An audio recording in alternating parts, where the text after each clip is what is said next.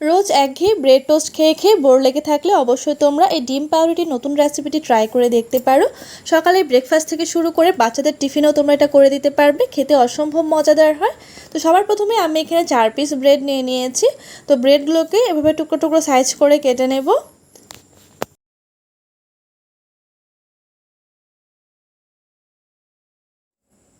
ব্রেডগুলোকে এভাবে টুকরো টুকরো করে কেটে নেবার পর অন্যদিকে আমি এখানে হাফ কাপের থেকে কম একটু দুধ নিয়ে নিয়েছি। এটা সম্পূর্ণ অপশনাল, তোমরা চাইলে এখানে জলও ব্যবহার করতে পারো।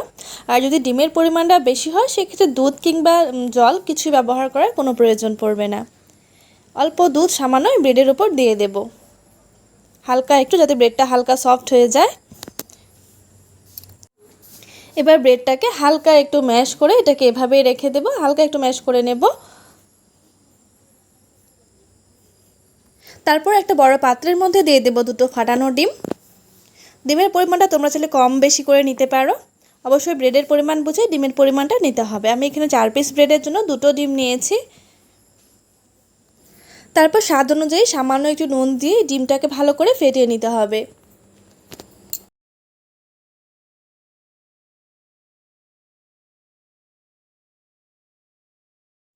ডিমটাকে ভালো করে ফেটিয়ে নেবার পর এর মধ্যে দিয়ে দিচ্ছি টমেটো কুচি।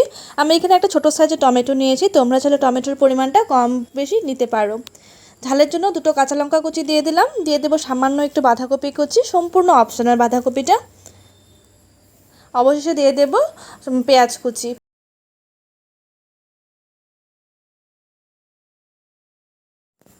তারপর এই সব উপকরণগুলোকে বেশ ভালো করে মিশিয়ে নিতে হবে।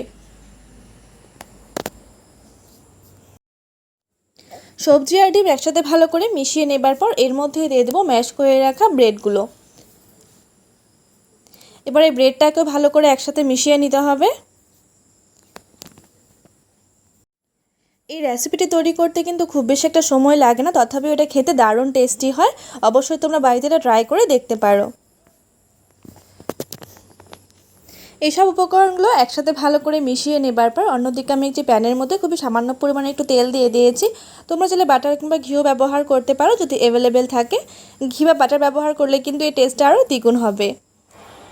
তেলটা ভালো করে গরম হয়ে আসলে আমরা এই সম্পূর্ণ ব্যাটারটা এর মধ্যে দিয়ে দেব, দিয়ে ভালো করে ছড়িয়ে দেব।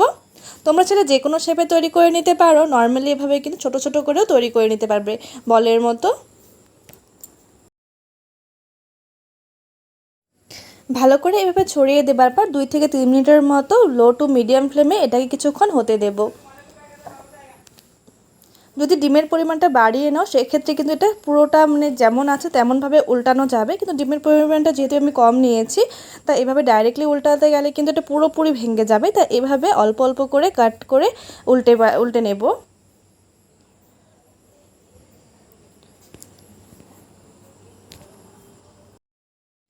এভাবে হালকা করে উল্টে পাল্টে আমি 2 পিঠে বেশ ভালো করে ভেজে নিয়েছি। এবার এটাকে নামিয়ে নেব।